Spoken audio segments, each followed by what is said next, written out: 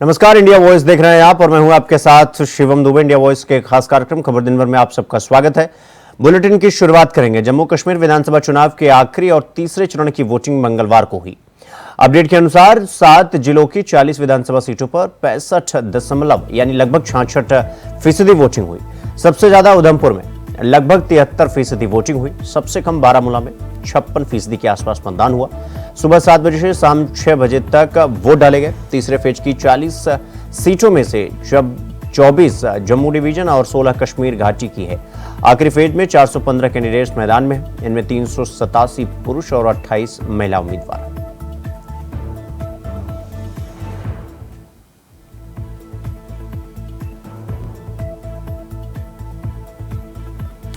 तो आखिरी चरण का मतदान खत्म हो चुका है और सबसे कम बारामूला में 56% के आसपास वोटिंग।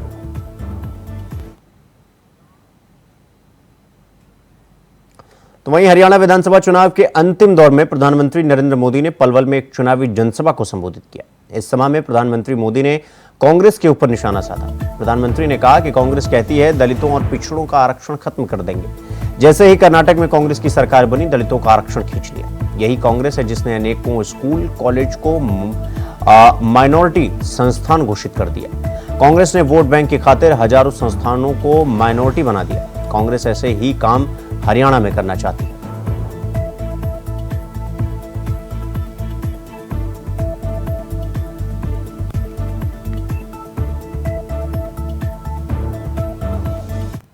मेहनत से काम करो, लेकिन कांग्रेस का फॉर्मूला है न काम करो और न दूसरों को काम करने दो। कांग्रेस की राजनीति केवल झूठे वादों तक सीमित रहती है, जबकि भाजपा की राजनीति मेहनत करना और परिणाम ला करके दिखाना। हम मेहनत पे ध्यान केंद्रित करते हैं, हम परिणाम पर ध्यान केंद्रित करते हैं। और कांग्रेस कभी भी खुद मेहनत नहीं करती। कांग्रेस को लगता था कि 10 साल हो गए, हरियाणा वाले उन्हें थाली में परोसकर सत्ता दे देंगे। यही गलतफहमी कांग्रेस को मध्य प्रदेश में भी थी। वहां भी कांग्रेस के लोग पहले ही जीत का जश्न मनाने लग गए थे, लेकिन वोटिंग के दिन मध्य प्रदेश की जनता ने कांग्रेस को दिन में तारे दिखा दिए, आईना दिखा दिया। कांग्रेस को यहां सरकार से सैकड़ों मील दूर रखने वाले हैं। साथियों, यहां हरियाणा में कांग्रेस के भीतर जो कलह मची है, हरियाणा के लोग इसे भी देख रहे हैं। कांग्रेस से सबसे अधिक नाराजगी तो दलित, पिछड़े और वंचित समाज की है। दलित समाज ने भी ठान लिया है, बापू बेटे की राजनीति को चमकाने का अब दलित मोहरा नहीं बनेंगे। सभा चुनाव के दौरान उसने यही झूठ के प्रयोग किए थे। महात्मा गांधी सत्य के प्रयोग करते थे, ये झूठ के प्रयोग करते हैं। अब यहां हरियाणा में भी कांग्रेस उसका विस्तार कर रही है। साथियों, कांग्रेस को ये लगता है कि उसका अपना वोट बैंक तो पक्का है। वो सोचती है कि बटेंगे, लड़ेंगे वो लोग जो भारत से प्रेम करते हैं, हमें कांग्रेस की सोच और साजिश को कभी भी सफल नहीं होने देना है। कांग्रेस ने देश के लिए जरूरी हर विषय को उलझाए रखा, वो उलझाने में एक्सपर्ट रहे हैं। कांग्रेस ने अयोध्या में राम मंदिर नहीं बनने दिया। कांग्रेस ने जम्मू कश्मीर में बाबा साहब आंबेडकर का संविधान पूरी तरह से लागू नहीं होने दिया। उसने हमारी बहनों को संसद और विधानसभा में आरक्षण से वंचित रखा। उसने हमारी मुस्लिम बहनों को 3 तलाक की समस्या में उलझाए रखा। यानी कांग्रेस ने देश की, देशवासियों की समस्याओं का समाधान नहीं किया, बल्कि अपने बेटे बेटी, अपना परिवार, उसको स्थापित करने में ही पूरी की पूरी शक्ति लगा दी।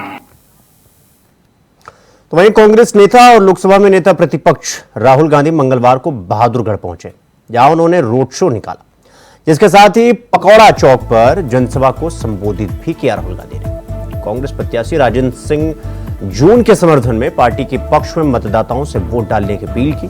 कार्यक्रम में राहुल गांधी ने कहा कि जब हम सत्ता में आएंगे तो एलपीजी गैस सिलेंडर जो अभी 1200 रुपए में बेचा जा रहा है, वो 500 रुपए प्रति सिलेंडर पर उपलब्ध होगा।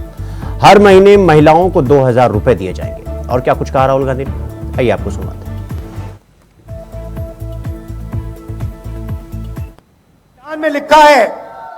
संविधान में लिखा है कि हिंदुस्तान के सब नागरिक एक जैसे हैं, समान हैं, सबको एक वोट मिलना चाहिए।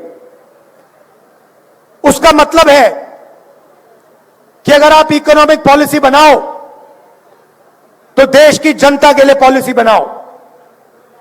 जब नरेंद्र मोदी 16 लाख करोड़ रुपए अरबपतियों, 25 अरबपतियों के माफ करते हैं और किसानों का कर्जा माफ नहीं करते हैं, स्टूडेंट्स का कर्जा माफ नहीं करते हैं, माताओं बहनों का कर्जा माफ नहीं करते हैं, तो वो इस संविधान पर आक्रमण कर रहे हैं।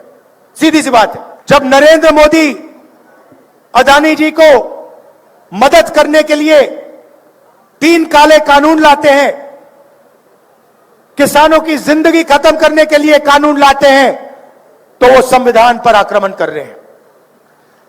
जब नरेंद्र मोदी जी का चेहरा आपको 24 घंटा टीवी पे दिखता है, अदानी अंबानी की मीडिया जब 24 घंटा उनका चेहरा आपको दिखाते हैं, तो आपको पता लग जाना चाहिए कि इस संविधान पर आक्रमण हो रहा है। आपने कभी मीडिया में किसान का चेहरा देखा है, मजदूर का चेहरा देखा है, गरीब कारीगर का चेहरा देखा है? ना। क्यों नहीं? क्या इस देश में सिर्फ अरबपति और नरेंद्र मोदी है? मीडिया में आपने किसी गरीब व्यक्ति की शादी होते हुए देखी है? देखी कभी? अंबानी की शादी देखी आपने? आपको मालूम है कि अंबानी जी ने अपनी शादी में हजारों करोड़ रुपए खर्च किए। यह किसका पैसा है? यह किसका पैसा है? आपका पैसा है।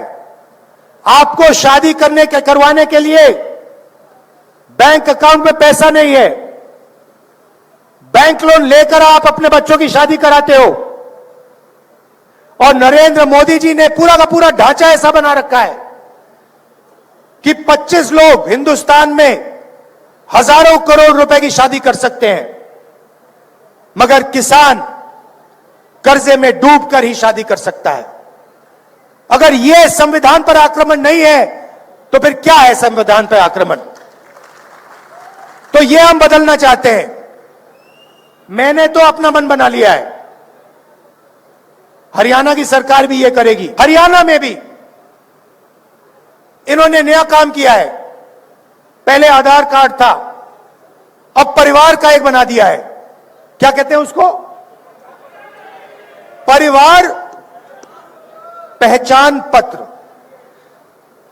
अब मजे की बात देखिए, किसी कंपनी को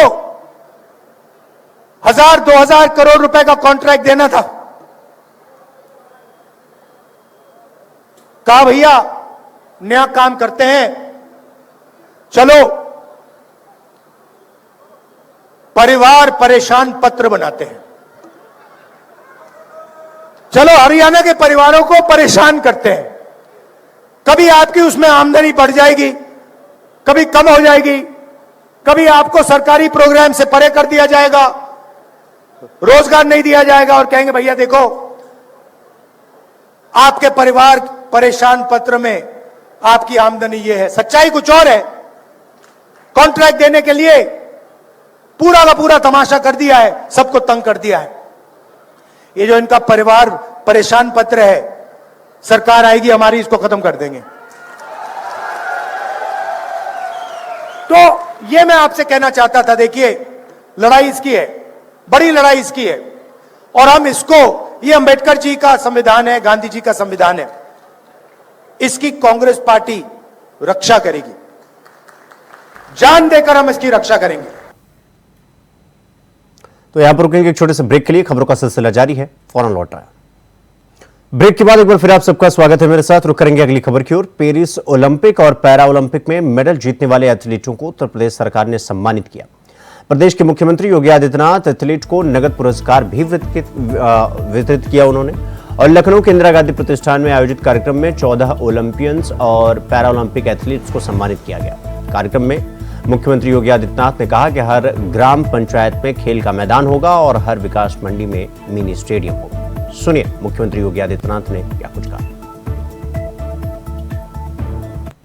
6,000 रुपए और अंतर्राष्ट्रीय स्तर के खिलाड़ी को 10,000 रुपए प्रति माह वित्तीय सहायता प्रदेश सरकार उन्हें उपलब्ध करवाने का कार्य कराती है।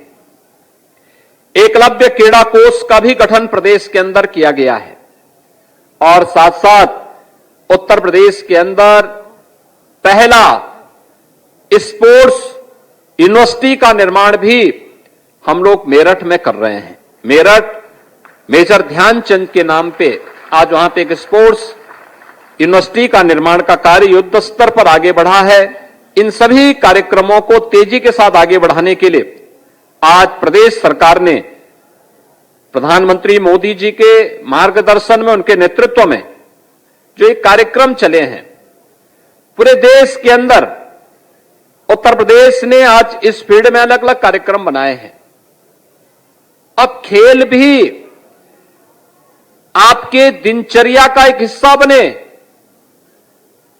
याद रखना, भारतीय मनीषा कहती है कि शरीर माध्यम खलु धर्म साधनम, यानी जीवन में एक सर्वश्रेष्ठ जीवन यापन करने के लिए जो भी साधन है वह स्वस्थ शरीर से ही संभव हो सकते हैं।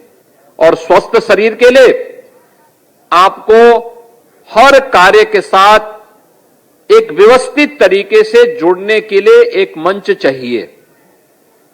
ये जो खिलाड़ी यहां पर हैं जिन्होंने मेडल जीते हैं, ये केवल मेडल और पुरस्कार ही नहीं प्राप्त होने वाले हैं, इन खिलाड़ियों को उत्तर प्रदेश सरकार की नौकरियां भी इनका इंतजार कर रही हैं। टोक्यो ओलंपिक में मेडल जीतने के लिए श्री ललित कुमार उपाध्याय को हम लोगों ने सीधे डिप्टी एसपी के पद से प्रदेश के अंदर उन्हें यह स्थान, उन्हें नियुक्ति पत्र दिया है। इसके अलावा अन्य तो कानपुर देहात के रनिया स्थित आरपी पोलीपैक गद्दा फैक्ट्री में 21 सितंबर को लगी भीषण आग में 6 मजदूरों की जलकर मौत के बाद जिला प्रशासन की संवेदनहीनता का खुलासा हुआ है।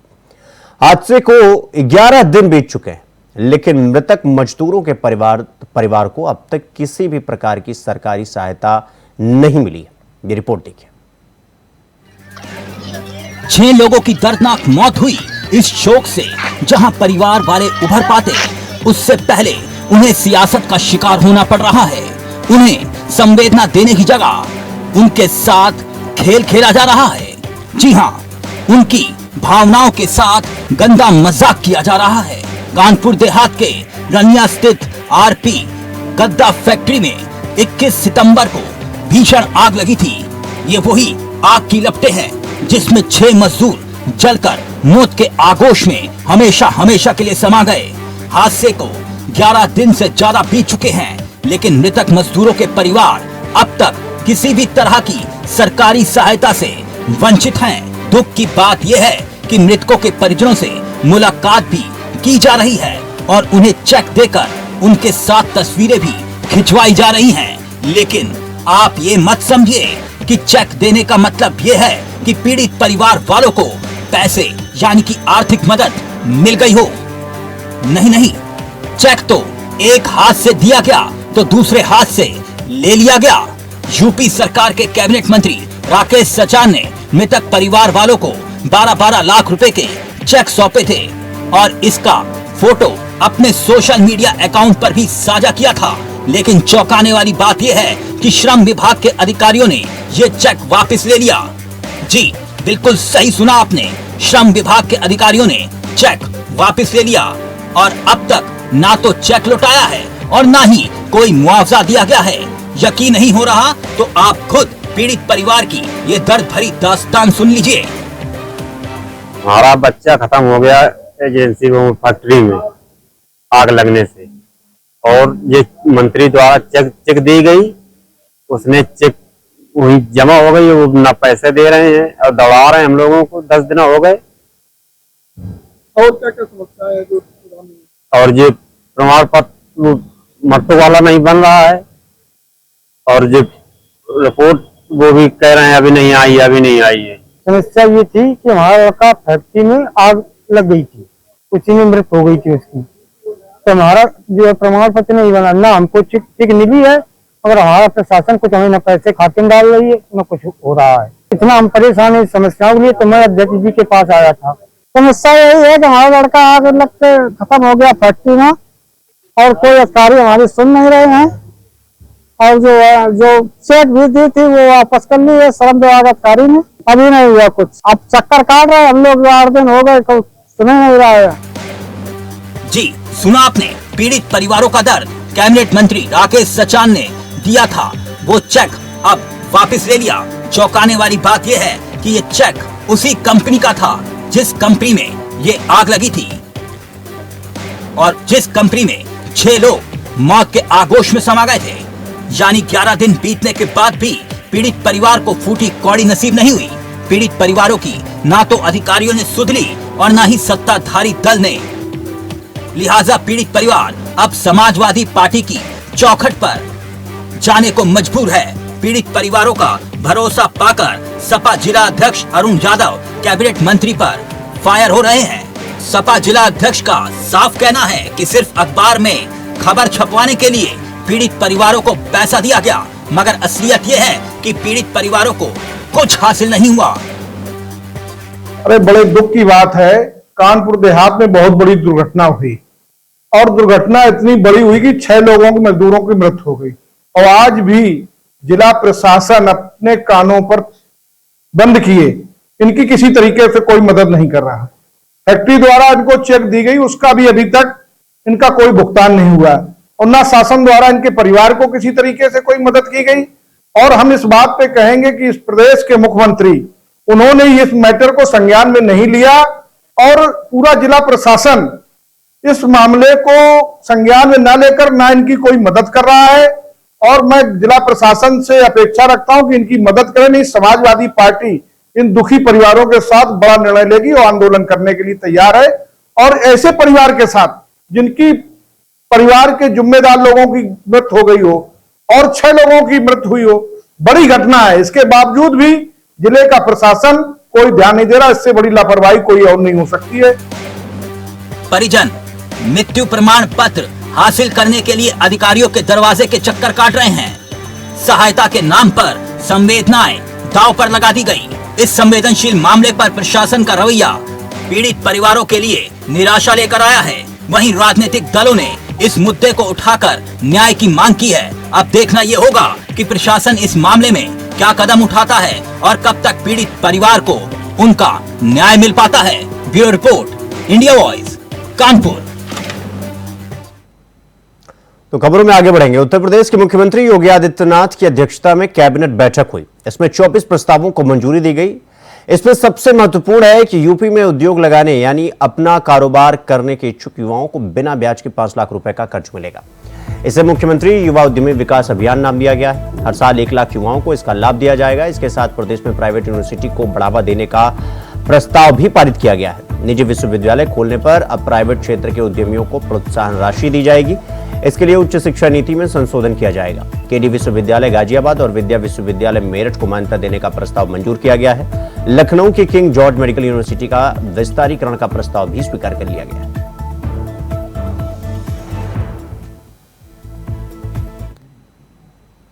तो शिक्षाविद और जलवायु कार्यकर्ता सोनम वांगचुक को दिल्ली पुलिस की ओर से हिरासत में लिए जाने का मामला जो है वो चर्चा में है और इस चर्चा के बीच मुख्यमंत्री आतिशी उनसे मिलने बवाना थाने पहुंची। सोनम वांगचुक लद्दाख को पूर्ण राज्य का दर्जा दिए जाने की मांग को लेकर दिल्ली मार्च कर रहे थे, लेकिन उन्हें हरियाणा के रास्ते दिल्ली एंटर करते वक्त हिरासत में ले लिया गया। आतिशी का आरोप है कि उन्हें दिल्ली पुलिस ने सोनम वांगचुक से नहीं मिलने दिया गया। प्रदर्शन कर रहे सोनम वांगचुक जी और लद्दाख के लोग जो कल 2 अक्टूबर को बापू की समाधि पे दर्शन करने जा रहे थे, उनको भारतीय जनता पार्टी की केंद्र सरकार ने गिरफ्तार कर लिया। ना सिर्फ इतना, हालांकि पुलिस ने पुलिस स्टेशन में मेरी एंट्री करवाई, उन्होंने मुझे सोनम वांगचुक जी से मिलने नहीं दिया। ये भारतीय जनता पार्टी की तानाशाही है। हम सोनम वांगचुक जी का पूरा समर्थन करते हैं। लद्दाख में एलजी राज खत्म होना चाहिए और उसी तरह दिल्ली में भी ये एलजी राज खत्म होना चाहिए। 1947 में इस देश के लोगों को आजादी मिली है। इस देश के लोगों को वोट का अधिकार मिला है। इस देश को संविधान ने लोकतांत्रिक अधिकार दिए हैं। लेकिन चाहे लद्दाख में हो चाहे दिल्ली में हो, लद्दाख के लोगों के वोट का अधिकार छीना गया। सारे अधिकार एलजी साहब को दिए गए। दिल्ली के लोगों के वोट का अधिकार छीना जा रहा है और एलजी साहब को अधिकार दिया जा रहा है। अभी भी मुझे पूरा भरोसा है कि एलजी साहब का ही फोन आया होगा इन पुलिस अफसरों को। ये पुलिस अफसरों की तो गलती नहीं है, इनके पास एलजी साहब का फोन आया होगा कि चुनी। वहीं लखनऊ में अयोध्या भदसा गैंगरेप मामले में आरोपी सपा नेता मोहित खान का डीएनए मैच न होने पर उत्तर प्रदेश के उप मुख्यमंत्री केशव प्रसाद मौर्य ने कहा, डीएनए की रिपोर्ट आने के बाद जिसका भी डीएनए मैच हुआ है उसका भी रिश्ता समाजवादी पार्टी से है।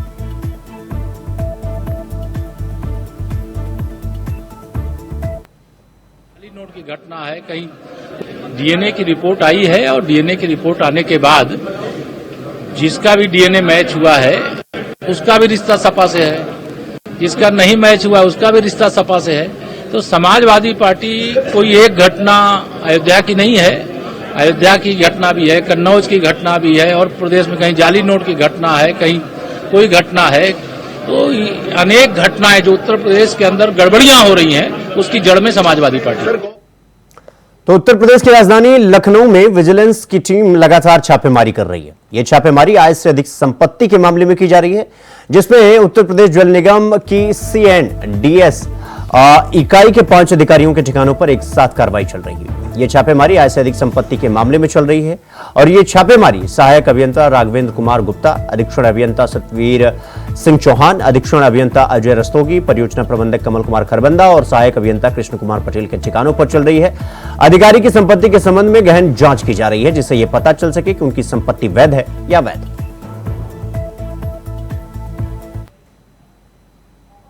तो खबर दिन भर में फिलहाल अभी के लिए बस इतना ही। देश और दुनिया की तमाम खबरों को देखने के लिए देखते रहिए इंडिया वॉच। नमस्कार।